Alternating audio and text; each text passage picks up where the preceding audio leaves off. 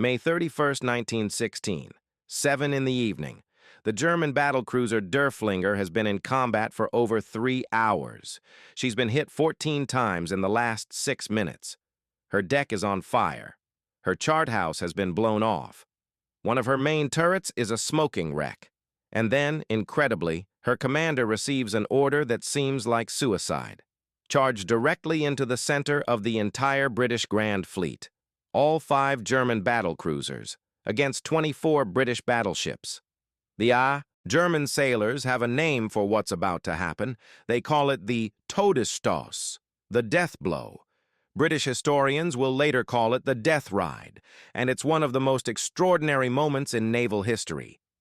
But here's what makes this even more remarkable. It worked. Against all logic, against all odds, these 5 battered German ships charged straight into the teeth of the British fleet, absorbed punishment that should have sunk them all, and somehow survived. 4 of the 5 made it back to port. Barely. This is their story. The story of the men who sailed Germany's battlecruisers at Jutland. What it was like inside those ships during the largest naval battle in history. And why, even though Germany claimed victory, these sailors knew they'd witnessed something that would doom the Imperial German Navy.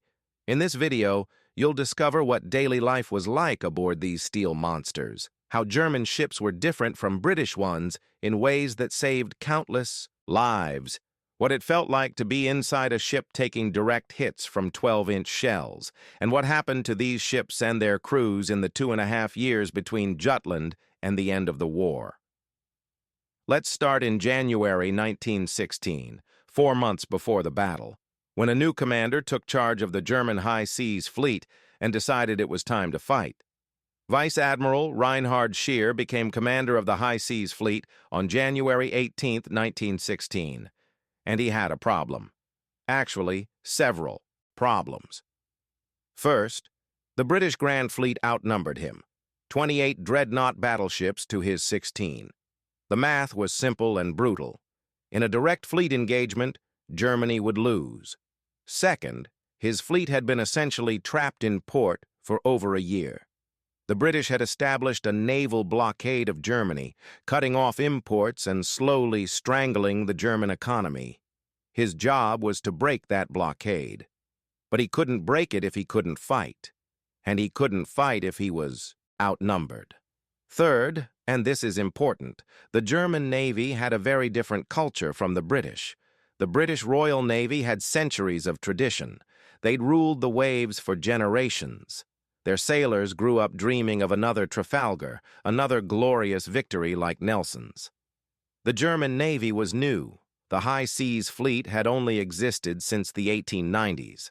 Kaiser Wilhelm II had built it specifically to challenge Britain. It was modern, it was powerful, but it had no great victories to look back on. No traditions of dominance. Just expensive steel ships sitting in harbor while the army fought and died on the Western Front. Scheer's officers wanted to fight. His sailors wanted to prove themselves. But how do you win when you're outnumbered? Scheer's answer was clever. He couldn't win a direct battle, so he wouldn't fight one. Instead, he'd use Germany's 5 battlecruisers as bait. Send them north to raid British shipping near Norway. The British would respond by sending their own battlecruisers, under Admiral David Beatty. Scheer would then rush north with his entire fleet and destroy Beatty's force before the main British fleet could arrive. Destroy enough British ships, and eventually the numbers would even out. Then, maybe, Germany could fight on equal terms. The 5 battlecruisers that would serve as bait were under the command of Admiral Franz Hipper, and they were extraordinary ships. Seydlitz, Moltke, von der Tann, Derfflinger, and Lützow. Between them, they carried 2,500 officers and over 8,500 enlisted men. Life aboard these ships was complicated. They were massive, over 600 feet long, but cramped inside. Most sailors slept in hammocks, strung up wherever there was space. Officers had tiny cabins. Everyone ate in shifts, because there wasn't room for the whole crew to eat at once. The engine rooms were hellish. Temperatures could reach 120 degrees Fahrenheit. Men worked 4-hour shifts, shoveling coal into boilers, then collapsed from heat. Exhaustion. When Germany started converting to oil fuel, conditions improved, but not by much. But German ships had something British ships didn't: better armor, better compartmentalization, better damage control procedures. The Germans had learned hard lessons at the Battle of Dogger Bank in 1915, when a shell penetrated the Seydlitz and nearly detonated her magazines. After that, they redesigned their ammunition handling procedures and added better protection. British ships, by contrast, prioritized rate of fire over safety. They stored ammunition in ways that made loading faster, but also made catastrophic explosions more likely. This difference would matter enormously at Jutland. The other thing about German battlecruiser crews was their training. The high seas fleet drilled constantly. Gunnery practice, damage control drills, night fighting exercises. The British fleet was larger, but the German fleet was arguably better trained, especially for night combat. So when Scheer ordered the fleet to sea on May 30th, 1916, these 5 battlecruisers led the way. Hipper's ships sailed first, 50 miles ahead of the main fleet.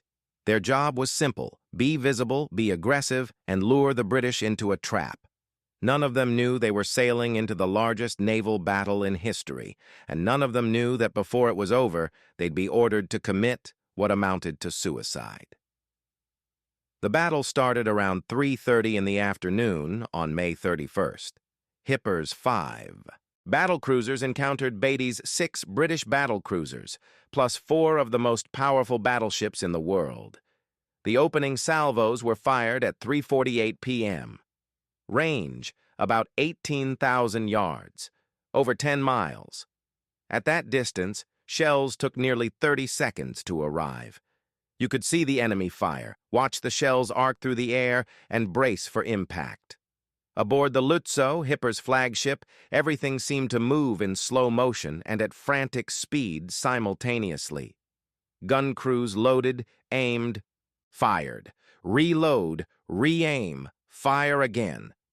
Each main gun weighed tons. Each shell weighed nearly a ton by itself. The guns could fire about 2 rounds per minute if the crew was good. The British had an advantage in numbers and gun size, but the Germans had an advantage in visibility. The wind was blowing British gun smoke back over their own ships, while the Germans had a clear view. German range-finding optics were also superior. At 4:02 p.m., the Von der Tann, the rearmost German ship, hit the British battlecruiser, indefatigable. First one hit, then another. Then, suddenly, a massive explosion. The Indefatigable's magazine detonated. The entire ship disintegrated. Over 1,000 men died in seconds. Only 2 survived. 23 minutes later, at 4:25 p.m., it happened again. The Derfflinger and Seydlitz both hit the British battlecruiser Queen Mary. Another catastrophic explosion.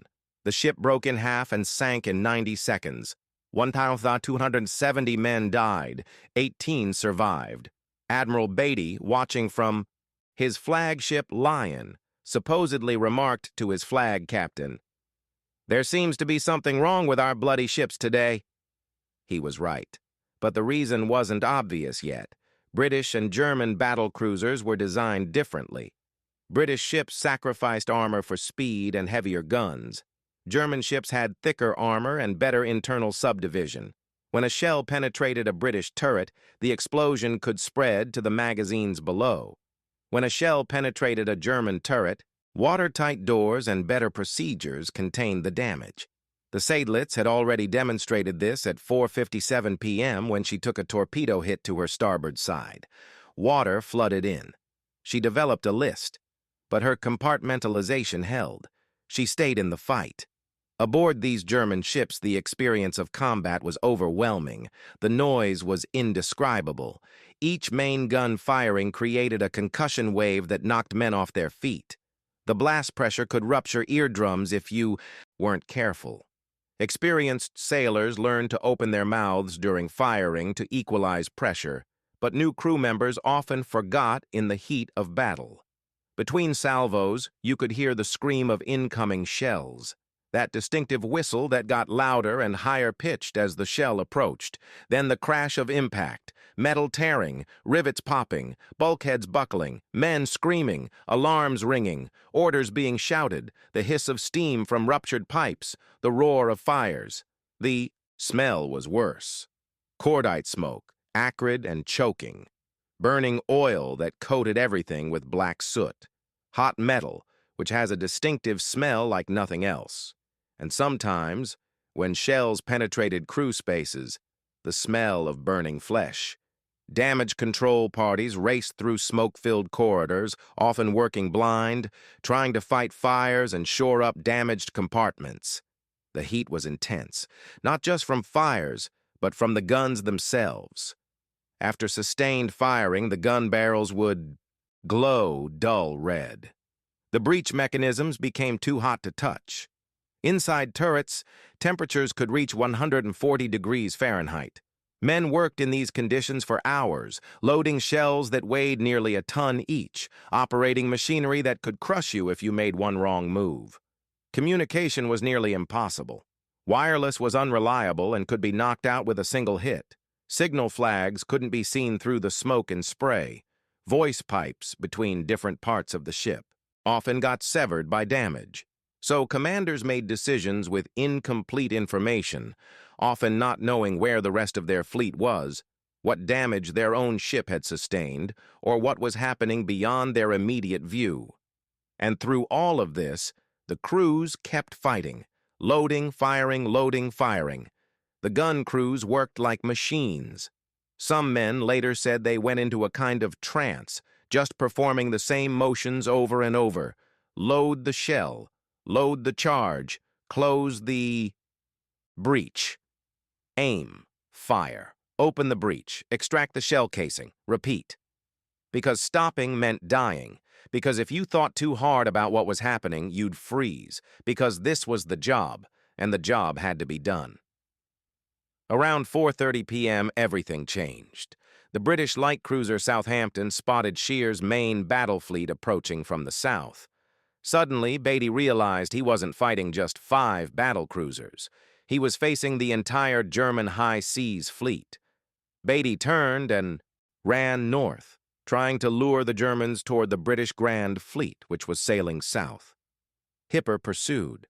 For the next hour and a half, the run to the north continued. The Germans thought they were chasing a fleeing enemy. Actually, Beatty was leading them into a trap. But it was during this phase that the German ships took serious damage. The British had 4 Queen Elizabeth-class battleships with 15-inch guns. These were the most powerful warships in the world, and they started hitting German ships hard. The Lützow was hit multiple times. Fires broke out. Her forward compartments started flooding. The Seydlitz took hit after hit. The Derfflinger was struck repeatedly. Even the legendary German armor and compartmentalization had limits. Then, at 6 p.m., both fleets sighted each other. Hipper's 5 battered battlecruisers suddenly saw the entire British Grand Fleet emerging from the haze. 24 battleships, dozens of cruisers and destroyers, the most powerful naval force ever assembled. And Hipper realized, with absolute clarity, that his ships were about to be annihilated. If you're enjoying this story, take a second to drop a like on this video. It really helps the channel. Now back to May 31st, 1916, and 5 German battlecruisers facing certain destruction. Admiral Jellicoe, commanding the British Grand Fleet, had achieved every naval commander's dream. He'd crossed the T, positioned his battle line perpendicular to the enemy's line of advance. Every British ship could fire all its guns. The Germans could only fire their forward guns. It was the perfect tactical position. Overwhelming firepower.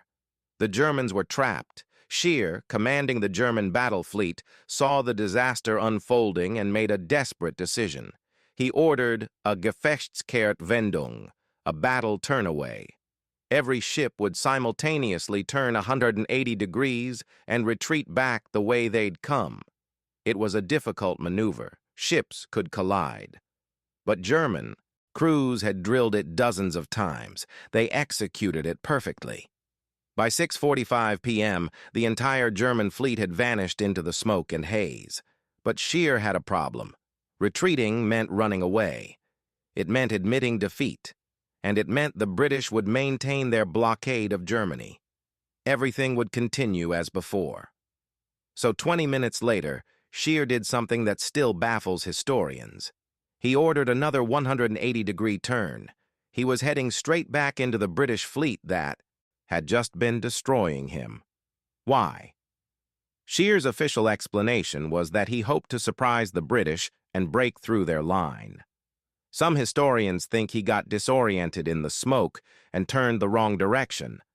Others think he was trying to rescue damaged ships left behind. Whatever the reason, at 7:15 p.m., the German fleet emerged from the smoke again, heading straight back into the British guns. Jellicoe couldn't believe his luck. He'd crossed the T again. His ships opened fire. Immediately. German ships started taking hits. Lots of hits. The König was hit 7 times in 4 minutes. The Grosser Kurfürst took 7 heavy shells. The Markgraf was struck multiple times. These were battleships, heavily armored, but even they had limits. And Hipper's 5 battlecruisers, already damaged from hours of fighting, were about to be destroyed. That's when Scheer made his final desperate decision. He couldn't retreat again. That would be complete humiliation. He couldn't go forward. That was suicide. But his fleet needed time to escape, so he ordered his battlecruisers to charge, all 5 of them, directly into the center of the British Grand Fleet. The order was, battlecruisers, close the enemy, ram. Ships denying the enemy are to be rammed. The German phrase was even more dramatic. Ran and den feigned. Charge at the enemy. It was insane. 5 damaged ships, already hit dozens of times, many with serious flooding, their crews exhausted from hours of combat. Charging 24 fresh battleships supported by dozens of cruisers and destroyers. It was suicide. The German sailors knew it. Hipper knew it. Scheer knew it. But it might buy enough time for the battleships to escape. And in naval warfare, sometimes that's all you can do. Sacrifice the few to save the many. The curious thing is how the crews reacted. Some accounts say there was almost a sense of relief. They'd been running, dodging, taking hits for hours. At least now they were charging. Forward. At least now they had a clear mission, even if that mission was probably going to kill them all. At 7:13 p.m., Hipper's 5 battlecruisers turned toward the British center and charged. The Lützow led, even though she was already sinking. Water had flooded her forward compartments. Her bow was riding low. 2 of her turrets were out of action, but she turned and charged anyway. Behind her came the Derfflinger, already hit multiple times. Fires burning on her deck, her chart house blown. Away, but still making 20 knots. Then the Seydlitz, listing to starboard from earlier torpedo damage, her crew working desperately to keep her afloat while simultaneously fighting the ship. The Von der Tann, the smallest of the 5, had actually expended all her main gun ammunition by this point. Her main batteries were silent, but she charged anyway, maintaining formation, drawing fire that might otherwise hit her sisters. And finally, the Moltke, which had been luckiest so far, taking fewer hits than the others. But luck was about to run out. Aboard the Derfflinger, Commander Georg von Hase later wrote, "The whole fleet seemed to be firing at us.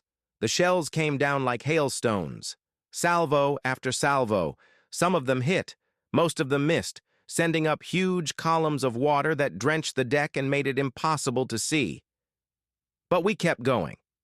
What else could we do?" In the next 7 minutes, the Derfflinger was hit 14 times. The Seydlitz was hit 5 times. The Lützow took 10 hits. The Von der Tann was struck repeatedly. Only the Moltke, partially obscured by smoke, escaped the worst of it. The Derfflinger's D turret was destroyed. The explosion spread to the magazine below, but damage control teams flooded it in time. Her chart house was blown completely off the ship. Her conning tower was hit directly, killing or wounding everyone inside. The Lützow's bow was underwater from flooding. She was down by the head, her forward deck awash. 2 of her main turrets were out of action. She couldn't communicate with the rest of the fleet because her wireless was destroyed. The Seydlitz was on fire in multiple locations. Her list to starboard was getting worse. She'd taken over 20 major hits during the battle. Her crew was fighting fires, plugging holes, pumping water, trying desperately to keep her afloat, and they kept charging. For 7 minutes, that must have felt like hours. These 5 ships sailed straight into the concentrated fire of the entire British fleet. Then, at 7:20 p.m., German torpedo boats laid smoke screens. The battlecruisers turned away and vanished into the smoke. Behind them, Scheer's battleships completed another Gefechtskehrt-Wendung and retreated south. The death ride was over. It had lasted 7 minutes. In those 7 minutes, the 5 battlecruisers had absorbed 37 heavy shell hits. They'd lost hundreds of men killed and wounded, but they'd bought enough time. Scheer's battleships escaped. The British lost sight of the German fleet. Against all odds, the charge had worked. But at what cost? The Lützow was sinking. She couldn't be saved. Her crew would be evacuated overnight, and she'd be scuttled in the early morning hours of June 1st. The other 4 ships were barely floating. The Derfflinger had 3,400 tons of water in her hull. The Seydlitz had 5,300 tons of water inside her. One more hit might have been enough to sink them both. But somehow, they made it back to port. The Seydlitz's crew performed miracles of damage control, keeping her afloat through sheer determination. When she finally reached harbor on June 1st at 1:45 p.m., her main deck was only a few feet above water. Her bow was nearly submerged. If the journey back had taken 1 more hour, she probably would have sunk. The battle wasn't over yet. There would be confused night fighting as the British tried to intercept the German fleet in the darkness, but the battlecruisers' part was done. They'd done their job. They'd sacrificed themselves so the battle fleet could escape. British Admiral Beatty, surveying the damage to his own ships, reportedly said it was the greatest feat of valor he'd ever witnessed. Coming from an enemy, that meant something. But aboard the German ships, as crews fought fires and pumped water and counted their dead, there was no sense of victory. Just exhaustion, grief, and the knowledge that they'd survived something that should have killed them all.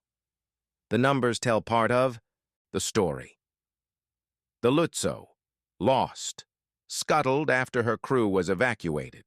Over 1,000 men removed from the sinking ship in the middle of the night, transferred to destroyers while under potential British attack. The Derfflinger hit at least 21 times during the entire battle, with those 14 hits in 7 minutes during the death ride being the worst. 157 men killed, 26 wounded. Shell holes in her armor, turrets destroyed, but still afloat. The Seydlitz hit 22 times total. Some hits above the waterline, tearing through superstructure and deck. Others below the waterline, creating flooding that never quite stopped. 98 men killed, 55 wounded. Her crew would later receive special recognition for keeping her afloat through the night. Every pump running, every man with a bucket helping. Fighting the flooding inch by inch, hour by hour, all through the dark night voyage home. The von der Tann hit 4 times during the death ride, 11 killed, 35 wounded. She'd actually been lucky. Being the smallest and most maneuverable, she dodged several salvos that should have hit her. Plus, having expended her ammunition, she dropped back slightly during the charge, which meant fewer British guns could target her. The Moltke hit 4 times, 16 killed, 20 wounded. Her armor had held. Her watertight integrity was good. She was damaged but not crippled. Of the 5 battlecruisers, she was in the best shape.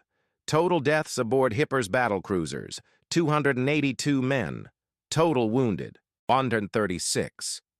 One ship lost out of 5. These weren't just statistics. Each number represented a man with a name, a family, a life. Young men, mostly.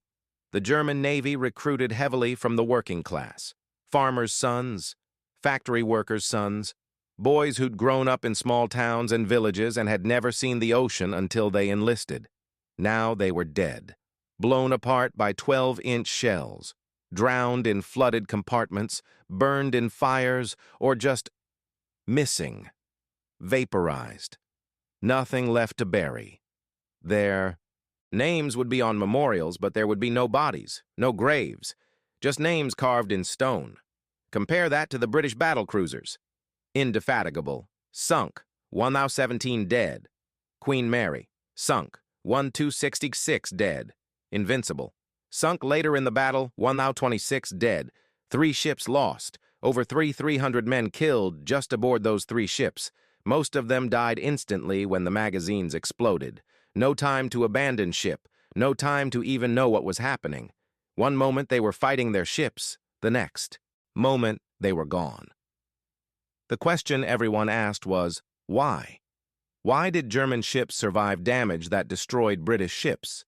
The answer wasn't simple. German ships had thicker armor, especially around turrets and magazines. They had better compartmentalization, more watertight bulkheads that could contain flooding. Their damage control procedures were more developed, with dedicated damage control parties and better training. But the biggest difference was in ammunition handling. British crews stored cordite propellant charges in ways that allowed faster loading, but created a path for fire to spread from turret to magazine. German procedures were slower, but safer. When a British turret was penetrated, the entire ship could explode. When a German turret was hit, the explosion was usually contained. 3 British battlecruisers blew up and sank in seconds. 0 German battlecruisers exploded. That's not luck. That's design and procedure. After the battle, the British conducted investigations.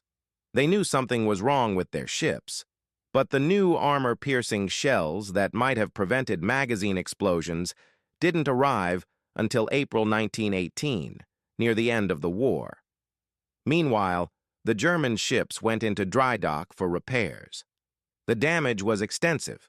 The Seydlitz needed 5 months of repairs before she was ready for sea again. The Derfflinger was in dry dock for 3 months. Both ships essentially had to be rebuilt.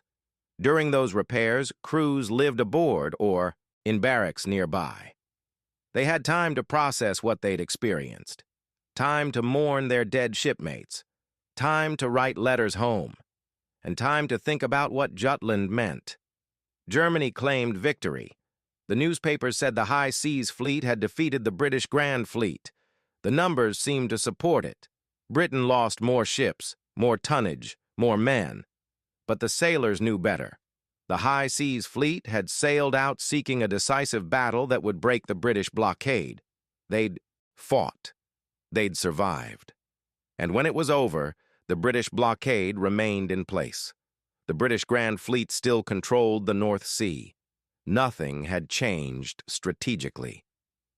Admiral Scheer wrote to the Kaiser in July, "Even the most successful outcome of a fleet action will not force England to make peace. A victorious end to the war can only be achieved through the defeat of British economic life. That is, by using the U-boats against British trade. In other words, we can't win this way. We need to switch strategies." And that's what happened. After Jutland, the High Seas Fleet made a few more sorties into the North Sea, but they avoided major fleet actions. Germany switched its focus to unrestricted submarine warfare, trying to starve Britain into submission by sinking merchant ships. The great battlecruisers that had survived the death ride spent the rest of the war mostly in port. They'd been built to fight. Instead, they sat.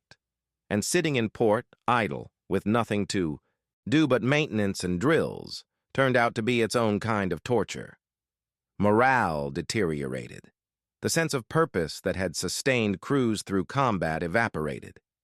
They'd risked everything at Jutland. For what? To sit in harbor while U-boats did the fighting.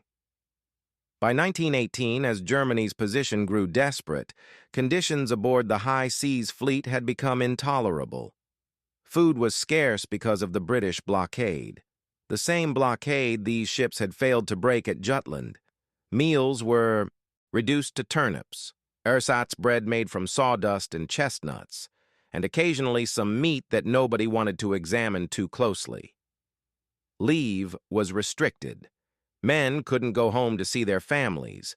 The influenza pandemic of 1918 was ravaging Germany, and many sailors knew their loved ones were sick or dying, but they couldn't get leave to visit them. Officers and enlisted men barely spoke to each other. The class divisions in German society, which had been manageable during active operations, when everyone had a job to do and an enemy to fight, became poisonous during inactivity. Officers ate good food in their wardrooms while enlisted men got scraps. Officers had comfortable cabins, while enlisted men slept in hammocks in crowded berthing spaces. Officers could get leave while enlisted men couldn't. The resentment built and built. These men had risked everything at Jutland. They'd done their duty. They'd charged into hell when ordered to. And this was their reward? Sitting in port, starving, while their families suffered and died. Then came October 1918. The war was clearly lost. The German army was collapsing on the Western Front. Austria-Hungary had surrendered. Bulgaria had surrendered. The Ottoman Empire was falling apart. Germany was about to lose, and everyone knew it. And the Naval High Command decided on one last desperate plan. Send the entire high seas fleet out for a final battle against the British Grand Fleet, a glorious last stand, a heroic death. An operation they planned to call Nibelungen, named after the Germanic legend where the heroes all die fighting. Except the sailors weren't interested in dying for nothing. They'd survived Jutland. They'd sat in port for 2 years, waiting for orders that never came. And now, with the war lost, with their families starving, with Germany collapsing, they were being ordered to die for some admiral's concept of honor? No. On November 4th, 1918, the crews mutinied. It started small. A few ships refusing orders. Then it spread. Ship to ship, base to base, city to city. Within days, it had become the German Revolution. Workers' councils formed, soldiers' councils, sailors' councils. The government collapsed. Kaiser Wilhelm II abdicated. The war ended. And in June 1919, those same ships, the Seydlitz, the Derfflinger, the von der Tann, the Moltke, were at Scapa Flow in Scotland, interned by the victorious Allies while peace negotiations continued. On June 21, 1919, Admiral Ludwig von Reuter, commanding the interned fleet, gave a final order: scuttle all ships. Rather than let the British or French take them as prizes, the Germans would sink their own fleet. The seacocks were opened. The Seydlitz settled to the bottom. The Derfflinger rolled over and sank. The von der Tann went down. The Moltke sank. One by one, the survivors of Jutland's death ride disappeared beneath the waters of Scapa Flow. It was a bitter end for ships that had fought so hard and survived so much. But, in a way, it was fitting. These ships had been built to fight Britain. They'd done that at Jutland. And rather than serve Britain after defeat, they went to the bottom on their own terms. Some were later raised for scrap. The Seydlitz was raised in 1928 and scrapped. The Derfflinger wasn't raised until 1939. The Moltke was raised in the 1920s. The von der Tann was raised in 1930. But none of them would sail again. The age of the battlecruiser was over. Jutland had been their moment. The death ride had been their finest and most terrible hour. And the men who'd sailed them, the survivors who made it home, carried those memories for the rest of their lives. The noise, the fire, the smoke, the dead shipmates, the 7 minutes when they'd charged into hell and somehow come out the other side. "Hey, we're almost at the end here. If this story grabbed you, consider subscribing. There's a new video like this every week. Now, let me tie this together. So what do we take away from this? The Battle of Jutland was the largest naval battle in history. Over 250 ships, nearly 100,000 sailors, and it was essentially a draw. Britain lost more ships and men but maintained the strategic blockade. Germany claimed victory but couldn't break free. But inside that larger battle was this smaller story. 5 German battlecruisers, already damaged, ordered to charge into an entire fleet to buy time for others to escape, and 4 of them making it back alive.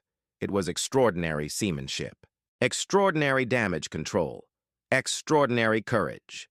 British Admiral Beatty acknowledged it. German sailors knew it. Everyone who studies Jutland eventually comes to this moment and asks, how did they survive? The answer is partly engineering. German ships were built differently. Better armor, better compartmentalization, safer ammunition procedures. These weren't accidents. They were deliberate design choices that saved hundreds of lives.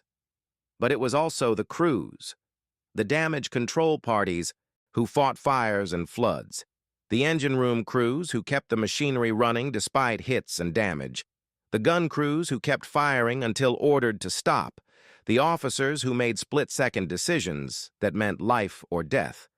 And it was also, honestly, luck. The Seydlitz and Derfflinger could easily have exploded like the British battlecruisers did. One shell in the wrong place at the wrong moment, and they'd have been gone. The fact that it didn't happen was partly design and partly chance. Here's the irony, though. Germany won the tactical battle at Jutland. They sank more ships, killed more sailors, and got their fleet home relatively intact. The British lost 3 battlecruisers, 3 armored cruisers, and 8 destroyers. The Germans lost 1 battlecruiser, 1 pre-dreadnought battleship, 4 light cruisers, and 5 torpedo boats.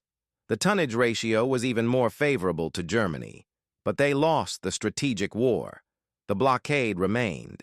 Britain still controlled the seas. British merchant ships still sailed freely while German merchant ships stayed in port. The German economy continued to be strangled by the lack of imports. The British could bring food and supplies from around the world. Germany was isolated, and Germany had to resort to unrestricted submarine warfare, which brought America into the war, which ensured Germany's defeat. So in trying to break the blockade with the high seas fleet, Germany failed. And in trying to break the blockade with U-boats, Germany brought in an enemy they couldn't defeat.